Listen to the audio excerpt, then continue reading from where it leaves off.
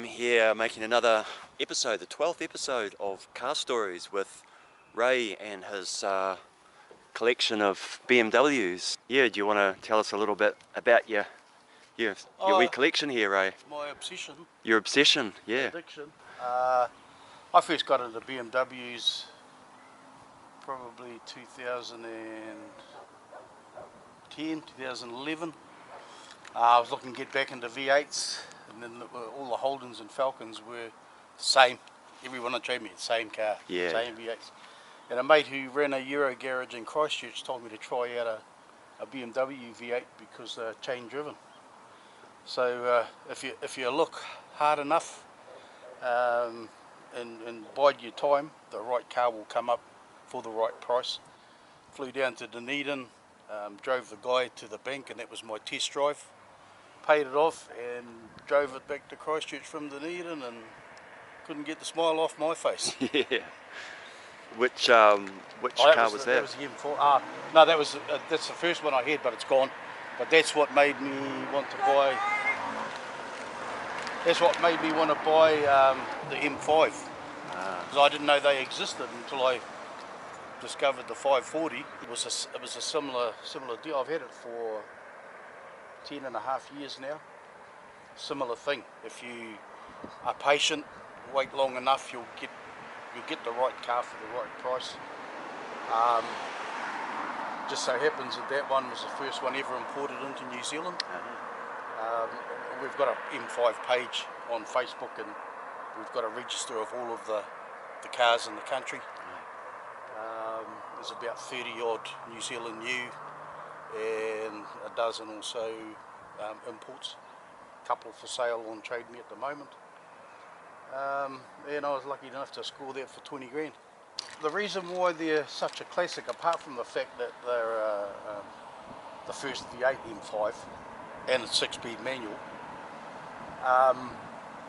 they were renowned for their engineering, more engineering than electronics, whereas if you see the E60 beside it, that's more electronics and engineering. Yeah. So I actually have more luck working on that than I do on that. Yeah. For 10.5 years I've owned that. It's only broken down once. Yeah, it was quite a leap in a short time, wasn't it? From yeah, 39 too much of to a leap. 60. I brought 2 lemons in my life, and that's the second one. I've always had at least 2 cars, so there are times when my number one broke down, and that had to be a daily. It was usually for a daily, carting kids around, and I got myself in a position where I had enough money to buy I wanted a M3 E46, because I think that's another iconic car. People starting to collect cars, they want naturally aspirated, heaps of horsepower, and old school manual. So I wanted an M3. There just wasn't any around. There was nothing on Trade Me.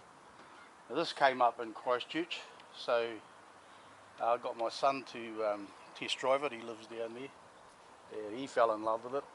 So I bought it, flew down, and I drove it back from Christchurch, and again, couldn't get the smile off my face. Yeah, pure fun.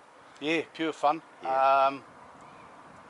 A lot more dangerous than the M3 though, because of the shorter wheelbase. Yep. There's no weight in the backside. Yep. And because it's a bit lighter, I think it's a bit faster. Right. Like that's got 252 kilowatts. It's got 300 odd, 297 or something. Yeah. That's got the same performance. Yeah. Because of the weight. It's only like 1,500 kilos. And it's actually pretty scary, because it also takes traction control a while to come on, a couple of seconds, and if you lose it it's going to take a really good driver to pull it back. Yeah. The whole drivetrain is M3 CSL. Oh yeah, so it might be. These are actually built in the US. Oh. Z4s are built in the US. All the components come from Germany and that, but they're assembled in the US. Yep. The guy that designed these, when he did the drawings for them, he approached it in a very artistic kind of way where he sketched the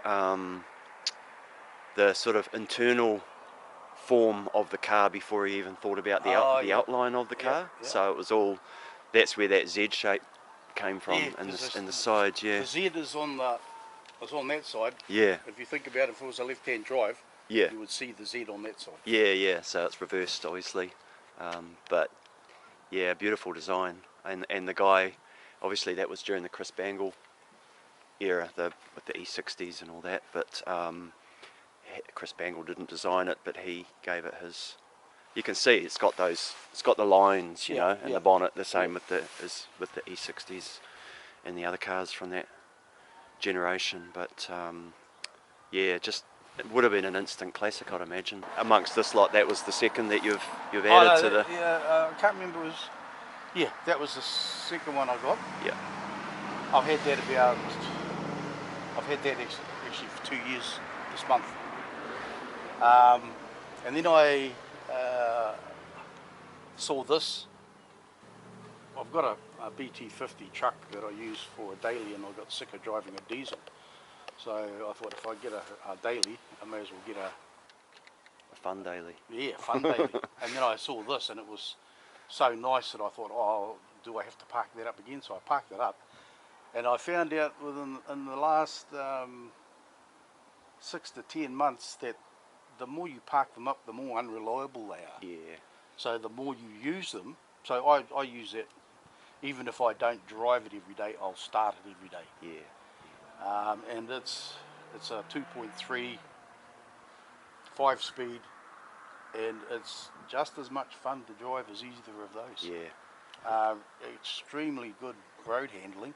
Do you find, like I've talked to this about other people with BMWs, that it doesn't matter which one you drive, if you drive something that's not a BMW and you get back in a BMW, they've got a distinct feel about them, like straight away. Yep, and it doesn't matter which model it is, it's got the same driving feel.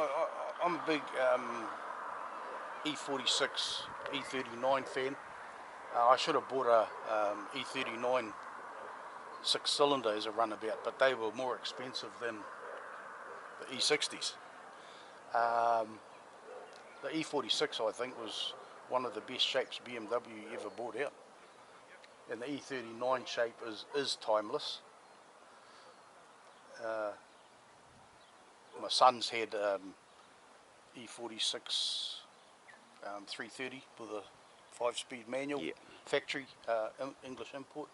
My daughter had and he's got a E61 525. He's just sold 325 touring. Oh, yeah.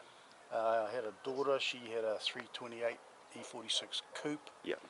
I've sold a E46 to one of my brothers. It was a 3-litre turbo diesel. Oh, yeah. That was work at that car. Yeah. Probably over 200 horsepower. Yeah. And I drove it from Tokoroa to Kaitaia. Took me 6.5 hours and still had quarter of a tank. Yeah. So really impressive. I can hop in. I'll go to the dealer, and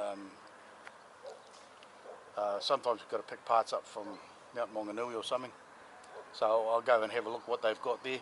And I sat in an M5, a competition, and it just felt exactly like that. Yeah. So no matter what BMW I hop in, Yeah. it's familiar. Hasn't done 100,000 yet. Wow. Gosh, they are nice, aren't they?